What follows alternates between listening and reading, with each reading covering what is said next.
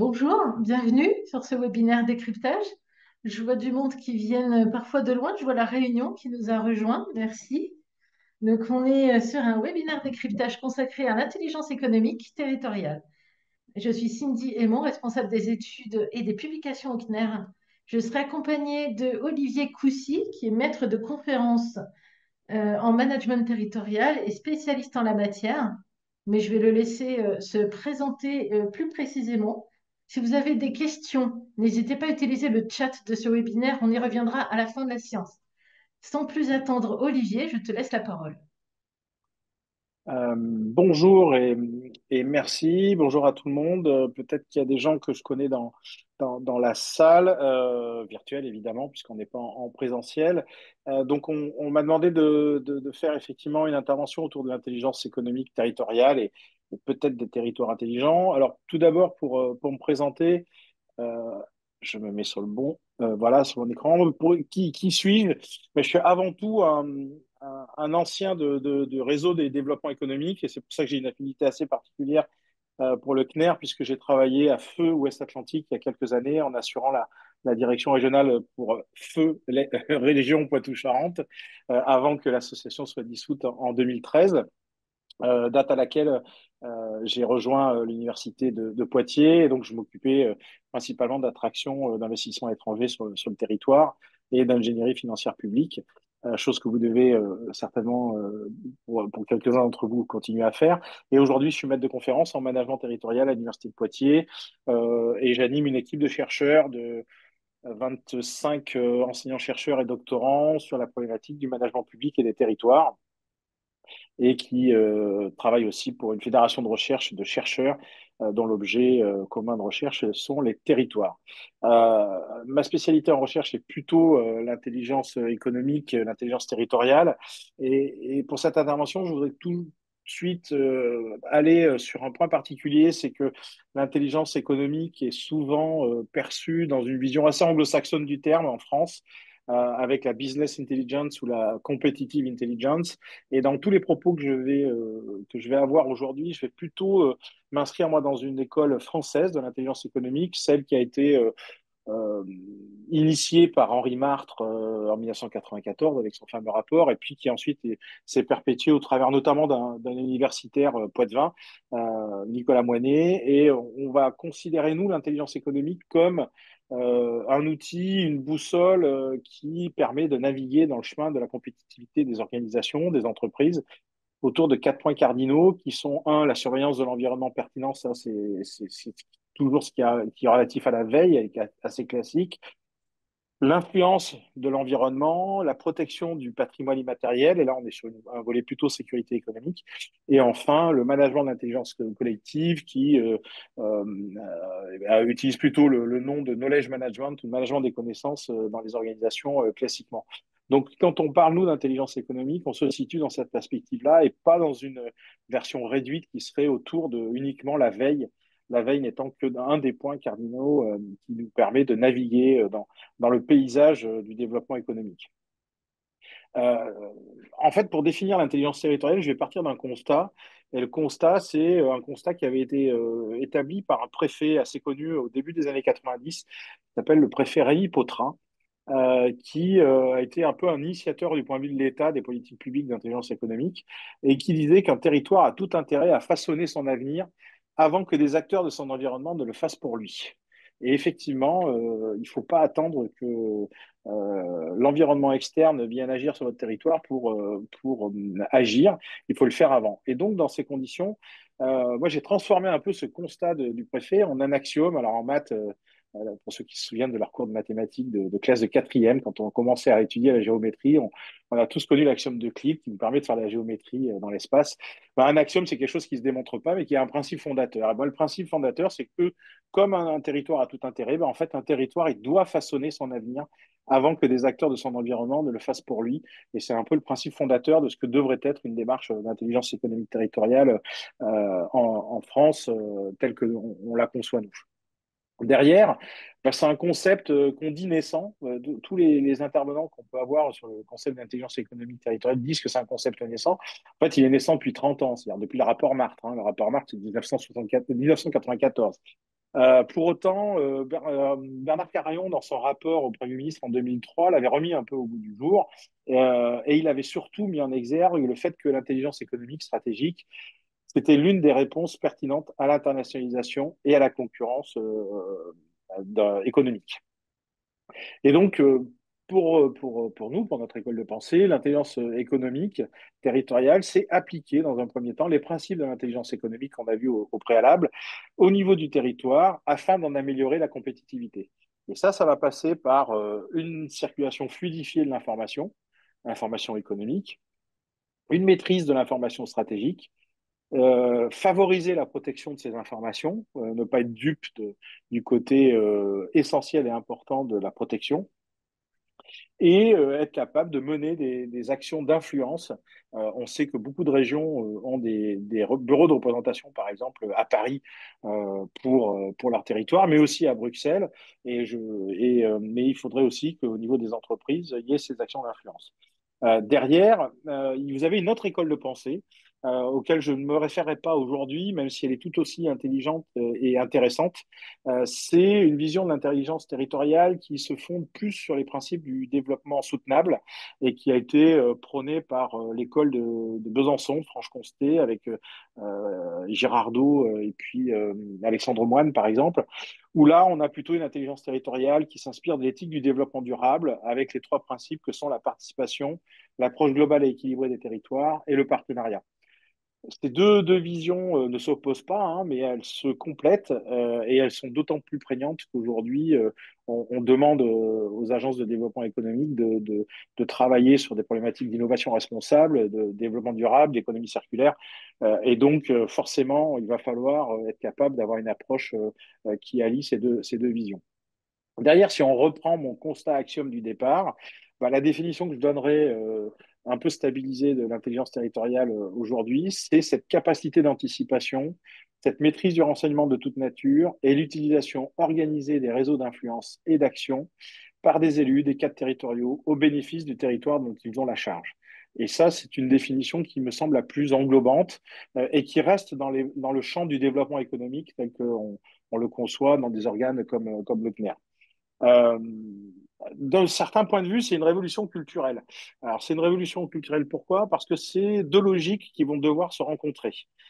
Une première logique qui est la logique ascendante, et je la mets en avant volontairement en premier, qui est en fait cette logique où on va être capable de repérer sur l'espace territorial tous les lieux d'interaction entre ces acteurs hétérogènes qui composent le territoire et qui vont construire des ressources, qui vont donner naissance à des ressources qui vont être des ressources construites. La deuxième, le point de rencontre doit se situer avec celle de l'intelligence territoriale économique descendante, qui, elle, est la déclinaison de la politique publique d'intelligence économique au niveau du territoire pour en améliorer la compétitivité nationale. Alors, ici, il y a un point qui est un peu prégnant, qui est le fait que ben, votre intelligence économique descendante, elle doit mettre en cohérence l'ensemble des activités sur votre territoire, hein, de l'État, sans prendre tellement en compte les considérations de spécificité territoriale. Et ce point de vue-là, elle a plutôt tendance à écrêter ce qui doit être fait sur le territoire. Et c'est peut-être la limite de cette logique descendante, et c'est pour ça qu'on prône la rencontre avec la logique ascendante, qui fasse qu'on soit conscient des spécificités, des choses qui doivent être conservées dans le territoire, y compris pour être stable sur les facteurs de compétitivité, tout en étant en cohérence avec ce que l'État veut faire au niveau national pour améliorer sa compétitivité. Donc voilà un petit peu une définition un peu plus précise de l'intelligence territoriale. Alors, si on revient à la différence avec la veille territoriale, j'avais trouvé, alors c'est pas moi qui ai fait ce tableau, j'avais trouvé dans Veille Magazine, mais j'ai plus la référence, donc c'est pour ça que vous ne voyez pas le tableau sourcé, je m'en excuse. Un tableau qui effectivement nous expliquait le concept de la différence entre intelligence territoriale et veille territoriale. Et j'avais bien aimé leur expression où ils disaient que la veille territoriale, c'est le cordonnier bien chaussé, c'est-à-dire que c'est un incontournable, il faut absolument le faire. de l'intelligence territoriale ou c'est le cordonnier qui chausse. Et de ce point de vue-là, en fait, donc, les objectifs recherchés sont pas fondamentalement différents, mais varient assez sensiblement quand même. Dans le cadre de la veille territoriale, c'est se connaître, connaître les acteurs de son territoire, alors que dans un dispositif d'intelligence territoriale, c'est connaître les autres territoires et l'environnement de ces acteurs, ne pas se conformer à son environnement.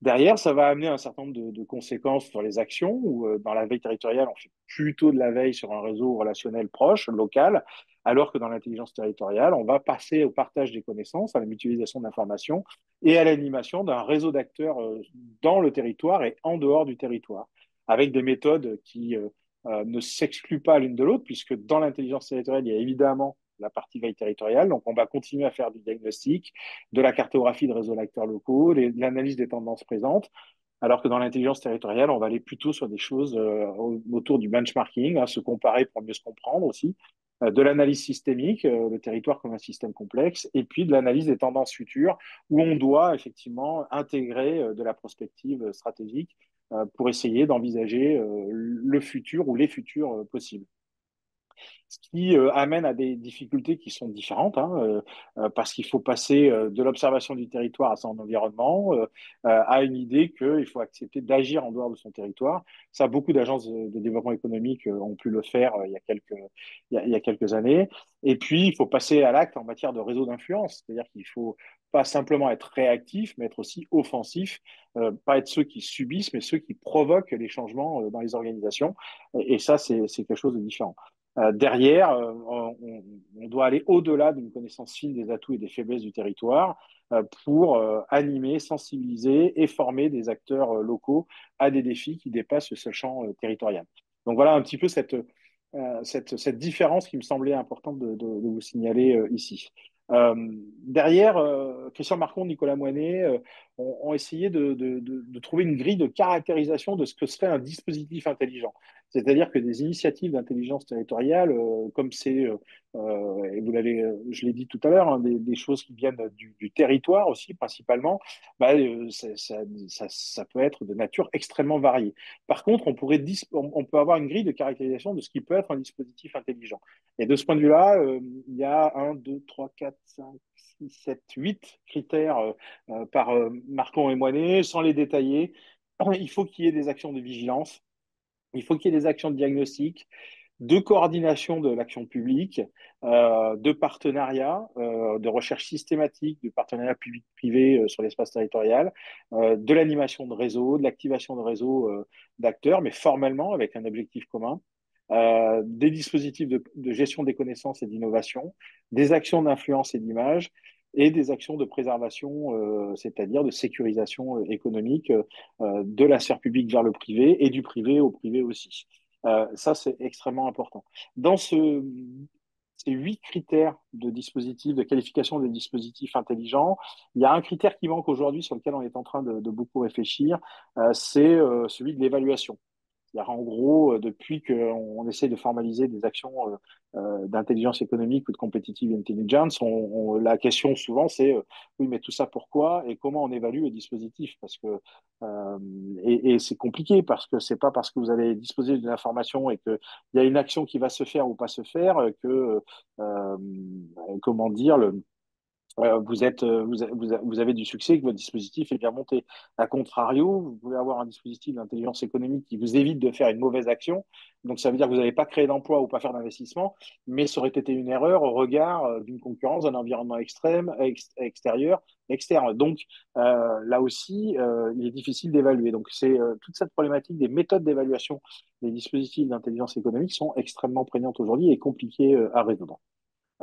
Derrière, ça m'a permis de développer moi, un modèle d'intelligence territoriale qui est un peu plus intégré, mais qui n'est pas, comment dire, finalisé, figé dans le marbre, hein, dans lequel, en fait, je considère que ce modèle est, est- agit avec des acteurs qui sont les collectivités territoriales, les chambres consulaires, les administrations publiques, l'enseignement supérieur, le monde de la culture, des associations sans but lucratif au sens large du terme, et puis en dessous, bah, des citoyens, les fédérations et les syndicats, les entreprises, les médias qui sont souvent une source comment dire, négligées de l'influence qu'elles peuvent avoir sur les dispositifs territoriaux et qui pourtant agissent beaucoup, les dispositifs d'innovation et puis cluster, pôle de compétitivité quand on peut en avoir sur son territoire. Derrière, en fin de compte, ce modèle, il se nourrit de ces parties prenantes, voilà, qui sont identifiées, et on va être obligé de prendre en compte à la fois la dynamique externe de l'environnement global sur le dispositif et la dynamique interne du système spécifique. C'est-à-dire, c'est à la fois le volet diagnostic et le volet comparaison et surveillance de l'environnement externe pour arriver à une boucle assez classique du cycle du renseignement dans un système d'intelligence territoriale qui est le ciblage avec des objectifs recherchés, la collecte d'informations, son analyse et puis sa diffusion au regard des parties prenantes. Ce qui amène forcément à une définition du périmètre de la veille, de l'observation, dans la phase de collecte, de traitement et de l'analyse et de la recherche d'expertise, d'où l'intérêt d'animer des réseaux en fin de compte, euh, et entre la phase d'analyse et de diffusion, une protection à chaque étape du cycle et une mise en forme et un stockage de telle sorte à gérer une base de connaissances et de ne pas avoir à réinventer la roue à chaque fois. Derrière, c'est pas parce qu'on a diffusé qu'on est reparti sur une boucle vertueuse qu'il faut pas faire de feedback, de redéfinition, de pilotage, de coordination du dispositif. Il y a un coût de coordination et ça, c'est extrêmement important. Finalement, on va perdre de l'intelligence économique territoriale, non pas pour en faire, mais tout simplement pour provoquer de la décision, de l'action, qu'elle soit publique ou publique-privée. Et cela nécessite donc d'essayer d'avoir un processus d'évaluation en interne qui va permettre de faire un bouclage sur l'efficience des impacts du dispositif au regard au regard de l'investissement qui aura été produit. Euh, il y a eu un vadémécum de région de France qui est paru, je pense, en 2020 ou 2021, extrêmement bien fait, qui donnait les conditions de réussite de l'action régionale d'intelligence économique territoriale et il mettait en avant l'implication des agences régionales de développement, mais je pense que ça devrait être en fait généralisé à l'ensemble des agences de développement, qu'elles soient départementalisées, métropoles, communautés urbaines ou régions. Et les trois points que je voulais mettre en avant, moi, c'est les trois points suivants. C'est un, la désignation de référents experts sur le sujet. Et vraiment, ça, c'est extrêmement important. Un dispositif d'intelligence économique territoriale, ça se formalise, donc il faut un référent au sein de la structure. Deuxièmement, une mise à disposition auprès des services des régions et de leurs agences de développement d'informations consolidées et contextualisées, et sur des sujets qui seront d'intérêt régionaux. Donc, ça suppose que ces sujets aient été validés par les organisations politiques, hein, avec à la fois des veilles, des analyses, des diagnostics. Et puis, la mise en place d'un partage et d'échanges réguliers d'informations entre ces correspondants référents des régions et leurs agences de développement économique pour que ça n'y ait pas d'effet de silo, c'est-à-dire que des gens fassent de la veille ou de l'intelligence économique pour leurs propres organisations sans un partage. Et ça, c'est extrêmement important. En fin de compte, ces trois conditions de réussite d'une action territoriale de l'intelligence économique, elles correspondent à un dispositif que je trouve comme étant le dispositif le plus représentatif et peut-être qui a été le meilleur en France. Et je suis preneur de tout autre exemple qui pourrait venir compléter ou alimenter notre réflexion. Mais c'est le fameux dispositif DREAM en région Midi-Pyrénées que l'on avait repris dans l'ouvrage édité par le CNER, qui est ce dispositif régional sur les mutations économiques en région Midi-Pyrénées, dans Feu région Midi-Pyrénées, qui est Occitanie maintenant, et qui est ce dispositif extrêmement intéressant qui a permis pendant des années à la région d'avoir un cercle vertueux sur l'intelligence économique territoriale. L'idée étant de comprendre pour mieux intervenir et puis de faire ensemble. Et ça, c'était des choses vraiment, un mantra extrêmement bien mis en œuvre par les services de la région et puis le dispositif DREAM sur place.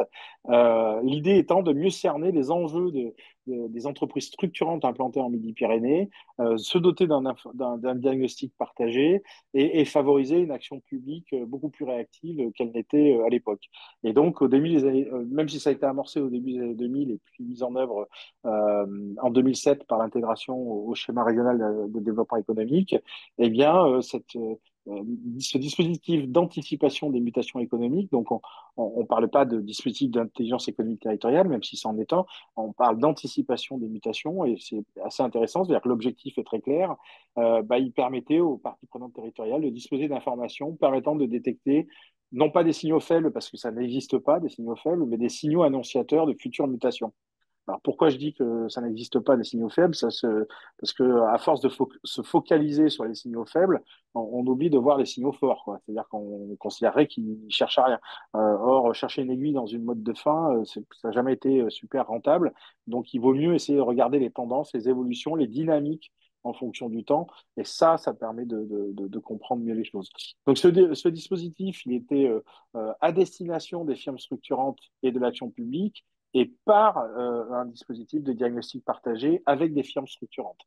Donc, ils avaient réussi à réunir un panel de firmes, de 56 firmes structurantes qui permettaient de faire des séminaires de réflexion collective et des rapports de mutation économique. Il y avait une assez grosse équipe hein, pour faire vivre le dispositif. Je crois que c'était de l'ordre de 20 ETP pour toute la région, donc c'est quand même un gros dispositif. Et puis, un système de base de connaissances mutualisée avec des outils numériques qui permettaient de capitaliser sur l'information économique et puis diffuser les résultats de cette initiative. Et donc, ce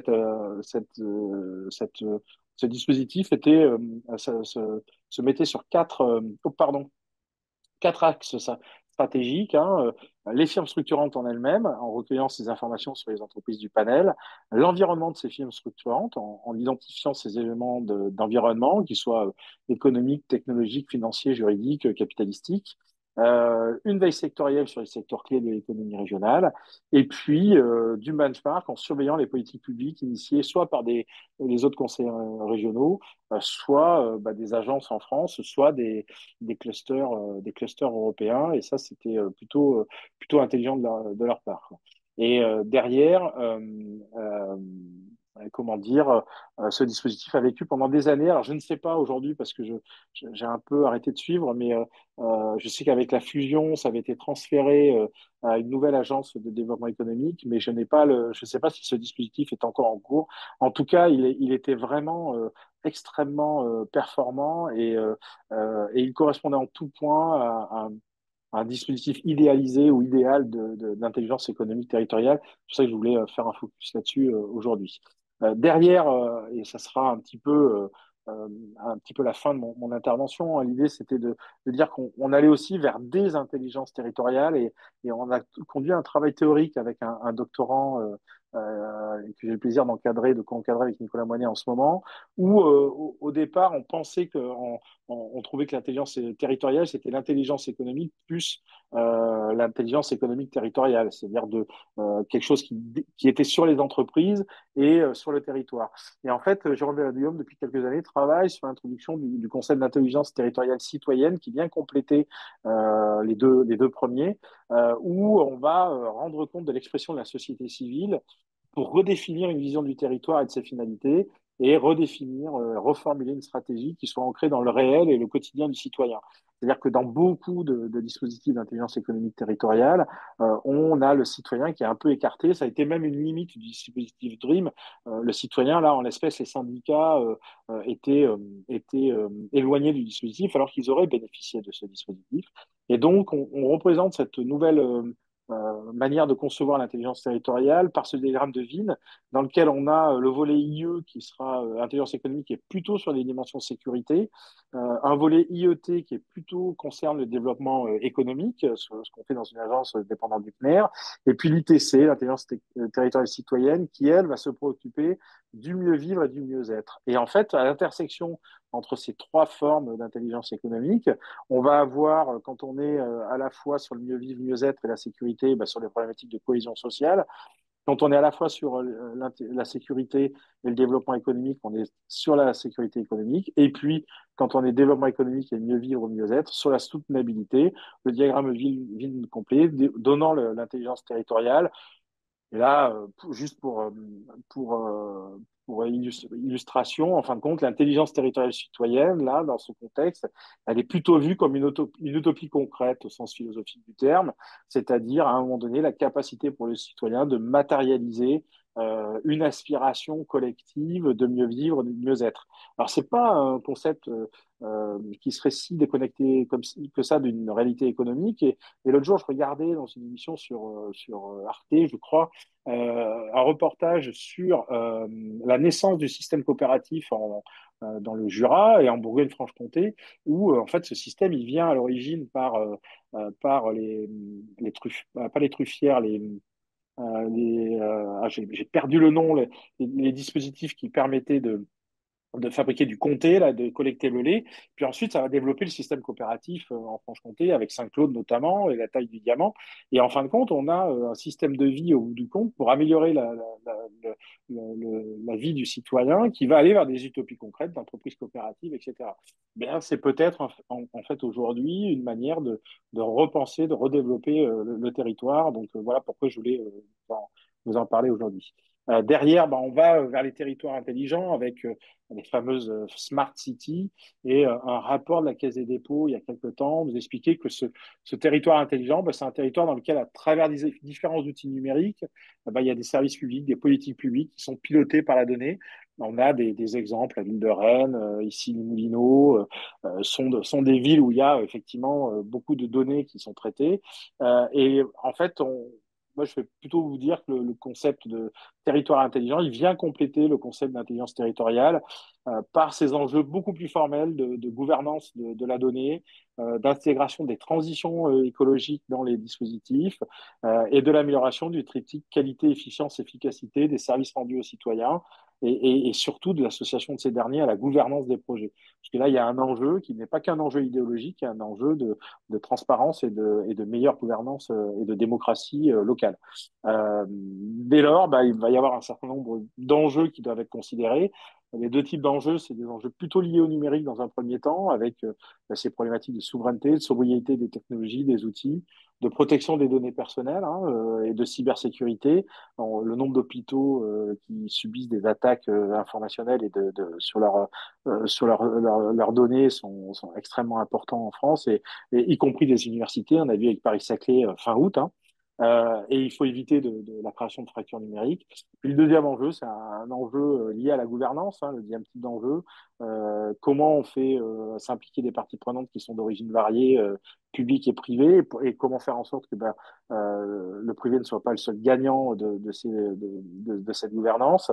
Comment on provoque ces logiques d'alliance territoriale, de mutualisation, et que les limites administratives ne soient pas des freins à la démarche. Ça, c'est un nouvel enjeu. Si je veux conclure, puisqu'il me reste une minute, le propos d'aujourd'hui, qui est extrêmement résumé, donc je m'en excuse par avance, l'enjeu principal de l'intelligence territoriale, c'est de diffuser un état d'esprit, c'est d'être capable d'avoir plutôt une démarche, une culture de l'intelligence économique dans et pour les territoires. Et donc, ce qu'il faudrait, c'est que les acteurs publics, ils s'appliquent à eux-mêmes les principes qui sont censés promouvoir, à commencer par le travail en réseau. Et ce qu'on peut constater sur le territoire, c'est que c'est le plus difficile à mettre en œuvre. Et effectivement, peut-on imaginer, c'était une des conclusions qu'on mettait dans l'ouvrage du CNER, peut-on imaginer, devant l'importance des enjeux économiques, que deux services dont les missions sont très proches, chacun très limité en nombre et en moyens, ne travaillent pas ensemble ou ne partagent pas leurs informations. C'est pourtant encore trop souvent le cas sur les territoires. Et puis, peut-on imaginer, dans un monde où on peut être au courant instantanément d'une révolution en Syrie, que des échelons locaux, nationaux, internationaux s'ignorent, ne communiquent pas, alors qu'ils en ont toute la capacité. Donc voilà un petit peu des questions ouvertes, mais qui peuvent amener à un débat, ou tout du moins, si on se répond à ces questions, à des transformations profondes dans le développement économique local. Derrière, je vous ai mis des supports qui peuvent être complémentaires et utiles pour vous. Il y a peu d'ouvrages sur l'intelligence territoriale. Les deux principaux sont celui de Ludovic François, qui doit dater de 2008, et puis celui de Philippe Herveau, qui est plutôt théorique et du point de vue des sciences de l'information et de la communication, en 2007. Et puis le fameux rapport de Région de France en 2020, l'intelligence économique territoriale, une ambition des régions françaises pour la compétitivité des entreprises et des territoires. Et puis, un peu l'instant pub personnel, l'ouvrage de référence que j'ai eu le plaisir de co-diriger avec Patricia Roy pour le compte du CNER, qui est sorti en 2018 et qui arrive à expiration puisqu'on n'a plus d'exemplaires de disponibles. Et donc, le CNER a accepté de venir reproduire, de faire une édition numéro 2 de cet ouvrage. Et donc, sur le volet pratique, il va falloir actualiser les cas. Et donc, je lance un appel à toute personne qui aurait connaissance d'un dispositif pouvant rentrer dans ce que je vous ai présenté préalablement et pour qu'on puisse le travailler et l'insérer, pourquoi pas, comme un des cas qui composeront la partie pratique de cet ouvrage.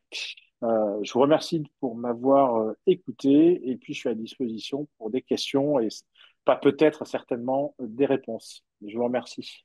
Merci beaucoup, Olivier. C'était très intéressant. Cette capacité à synthétiser un sujet aussi complexe était vraiment intéressant. Et donc, du coup, je voudrais demander, est-ce que dans la salle, il y a des questions à propos de ce que vous venez d'entendre? Est-ce que vous souhaitez bénéficier de l'expertise d'Olivier tant qu'on l'a en ligne? N'hésitez pas. Oui, moi je veux bien si vous m'entendez. Oui, on vous entend. Allez-y. Donc je suis Noëlla Messier, je travaille à l'Agence de développement et d'innovation Nouvelle-Aquitaine à Poitiers, donc pas très loin d'Olivier. Voilà. Bonjour Euh, Noëlla. Bonjour. Dans ce que tu as présenté tout à l'heure, j'ai noté justement dans ton modèle, tu as mis citoyens, différentes parties prenantes, et à un moment donné, tu as mis citoyens, fédération, et il y avait innovation. Qu'est-ce que tu mets sous le terme innovation? Je mettrai toutes les organisations qui sont chargées de coordonner des actions d'innovation sur le territoire et qui ne sont pas forcément liées à un pôle de compétitivité ou j'entends par là des CRIT, par exemple, quand il y en a encore, je sais que c'est des Si, si, ça CRT, existe encore, ouais. voilà, oui, je pense que ça, c'est des organisations, mais qui peuvent être aussi privées. Il y a des sociétés de conseil dont la spécialité est l'accompagnement en innovation. Et donc, je mettrai un petit peu dans ce chapeau-là tous les gens dont l'objectif et les missions sont concentrés sur l'innovation. Voilà. Ok. Et pendant que j'y suis, j'ai une deuxième question, je suis désolée. Bah non, faut en profiter. Est-ce que pour toi, en termes de... Alors, tu as cité des ouvrages, est-ce qu'il y a un peu un guide méthodologique ou des outils un peu pratiques pour favoriser ou impulser effectivement une dynamique d'intelligence territoriale? J'ai bien vu qu'il y avait plusieurs Euh, axes, mais voilà, est-ce qu'il existe quelque chose? Non, non, il y a pas de, je pense pas qu'à ma connaissance, il y a un modèle. Il y a des initiatives qui sont prises et puis il y a des grands principes. Et je pense qu'effectivement, les grands principes, c'est peut-être ceux que je donnais au départ, quoi. C'est la maîtrise fluidifiée de la circulation de l'information, une démarche de réseau, de travailler de faire attention à ce que ces informations soient bien sécurisées, archivées, stockées, de sorte à pas réinventer la poudre à chaque fois. Et puis, il y a. Alors, moi, je suis un peu contre les modèles par principe, parce que je pense que ça peut être dangereux, notamment par rapport au territoire. Mais en plus, il y a des visions différentes. La région Nouvelle-Aquitaine, par exemple, a une démarche d'intelligence économique au sein de. Je pense que c'est la direction des filières qui est au service des entreprises. Et là, on a vraiment de l'intelligence économique d'entreprise. Et puis, pour autant, elle a au sein de la DATAR un service études et une direction de l'intelligence territoriale qui, elle, dont l'objectif est de comprendre, diagnostiquer le territoire et générer de l'information au profit de la fabrication de la politique publique. Donc, Mmh. on voit bien que les finalités étant différentes, on a des organisations qui sont différentes. Par contre, ce qu'il faut, c'est que ces organisations se parlent parce que je pense qu'elles se nourrissent l'une de l'autre. Je pense que les gens qui travaillent pour l'intelligence économique d'entreprise ont une vision très fine de certaines problématiques territoriales en termes économiques qui nourriraient de manière extrêmement positivement la fabrication de la politique publique, à l'image de ce que faisait le dispositif DREAM en région Midi-Pyrénées, ex-région Midi-Pyrénées. Ok, merci. Merci, Merci. Noëlla. Y a-t-il d'autres interventions? Si l'un d'entre vous a connaissance d'un dispositif qu'il souhaite partager dans le but de la réédition de l'ouvrage, n'hésitez pas à prendre contact avec moi. Je vais vous mettre mon mail dans le chat et je vous mettrai en contact avec Olivier. Oui, Voilà.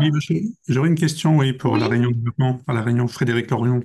Bonjour Euh, Frédéric. Bonjour. Donc là, c'est ce qu'on a vu, effectivement, c'est super intéressant. C'est plutôt une intelligence économique, macroéconomique, on est d'accord, pour un territoire. Ma question Hum, est, enfin, non. peut-être que je me trompe, hein. Ma question est comment concilier cette vision que moi j'aperçois comme macroéconomique avec une intervention plus micro en faveur des entreprises même qui ont besoin d'intelligence économique sur leur marché propre, sur leur entité propre. Euh, oui, oui, alors c'est une bonne question, effectivement. Enfin, vous avez enfin, vous avez raison dans le fond. On peut voir le dispositif d'un point de vue global, mais il est à l'échelle territoriale, donc il est plutôt méso pour moi. Voilà, c'est à une C'est échelle ça. intermédiaire. Et il est plutôt méso. Après, effectivement, il y a, et c'est là où le diagramme de la fin il est intéressant, c'est que vous avez l'intelligence économique d'entreprise qui peut être, qui agit pour la compétitivité de l'entreprise, mais qui doit se nourrir d'un contexte territorial. Ça, c'est indéniable. Et donc, ça peut être animé par une agence de développement économique, comme le fait la région Nouvelle-Aquitaine. Avant, c'était l'ADIP qui faisait ça. L'ADIP peut avoir des cellules sur le territoire hein, Mhm. C'est vrai. dans le cadre de son travail. Et ça peut être animé par une agence de développement économique locale. Et ça va effectivement répondre à des problématiques de l'entreprise, dans son niveau micro. Mais ça n'exclut pas que ça s'intègre à l'intérieur d'une démarche générale euh, concernant le territoire qui est bien plus large que le territoire de l'entreprise, en fait. Mhm. Euh, je ne sais pas si je suis clair quand je vous réponds ça. C'est-à-dire que, Oui, oui, euh, bien sûr. voilà, et le macro, ça va être, pour moi, le macro, c'est la politique publique d'IE, qui est en France, qui a été portée sur les fonds baptismaux quasiment par Alain Juillet. Hein. Moi, je suis de ce point de vue-là, et on ne peut pas se voiler la face. Et puis Claude Revel, hein. Puis après, l'État s'est évertué à casser cette politique publique, c'est ce qu'on regrette. Aujourd'hui, elle est quasiment absente, même s'il y a eu un rapport de deux sénateurs, Jean-Baptiste Lemoyne et puis Marie-Noëlle Lienemann en 2023, qui justement poser ce problème-là. Mais la politique publique d'IE, elle est au niveau macro, en fait. Et elle, Mhm. elle est plutôt défensive, elle est plutôt sur la dimension sécuritaire, en fait, au bout du compte, et de sécurité économique, en réponse et pas en anticipation. Elle n'hybride pas la veille, le renseignement avec une démarche prospective. Et je pense que pour les territoires, il faut hybrider les deux, c'est-à-dire qu'il faut euh, avoir pour objectif d'envisager des futurs possibles. Et on voit bien dans le contexte La Réunion et vos camarades de Mayotte juste à côté de vous. Quoi. Enfin, aujourd'hui, on est un peu désarmé pour savoir qu'est-ce qu'on va construire parce que Oui, on n'a pas envisagé des futurs possibles et en tout cas, on n'a pas envisagé le scénario du pire, quoi. C'est-à-dire du oui, oui, cyclone. tout Quoi. à fait. Enfin, et ça pose des problèmes, y compris ça laisse à réfléchir, je pense, la Réunion aujourd'hui. Hein. Bien sûr. Il y a un enjeu très fort hein, de tout territoire peut être. Et on parle de cyclone, mais en France, c'est les inondations. En Espagne, ça a été la goutte d'eau. Ben, voilà, c'est comme ça qu'on appelle ça, mais c'est un mauvais nom, je pense. Mais, donc, c'est pour ça il faut vraiment, à mon avis, provoquer ces circulations d'informations dans des espaces territoriaux plus larges que la simple organisation qui génère l'information. Et, et ça, c'est le plus dur en fait à construire. Ça ne veut pas dire que quand on a une information sur une boîte, il faut la rendre publique, etc. Il faut se garantir qu'on a le droit de l'échanger, qu'elle ne va pas porter à conséquences négatives, etc.